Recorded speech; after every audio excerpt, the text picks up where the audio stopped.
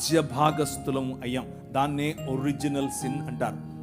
దాన్నే మూల పాపము లేకపోతే స్వభావ సిద్ధమైన పాపము అని అంటారు. Choosing the world and rejecting God. దేవుణ్ణి రిజెక్ట్ చేయటం.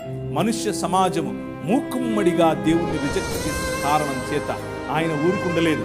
ఆయన నా సన్నిధిని మళ్ళీ మీకు ఇస్తాను, నేను మళ్ళీ మిమ్మల్ని నా కుటుంబంగా చేసుకుంటాను, నేను మళ్ళీ మిమ్మల్ని నా కుటుంబంలో భాగంగా చేసుకోవటానికి నేను ఒక ప్రణాళికను వేశాను అని అన్నాడు. భూమి ఆకాశముల మధ్య కలిగినటువంటి ఈ అగాధాన్ని ఆయన తీసివేయాలనుకున్నాడు. అందులో భాగంగా ఆయన 5 రకాలైనటువంటి కవెనెంట్స్, 5 రకాలైనటువంటి వాగ్దానాలు చేశాడు. 5 ఒకే వాగ్దానము 5 వేరు సార్లు వేరు సూపర్ పవర్స్ మధ్య చేశాడు.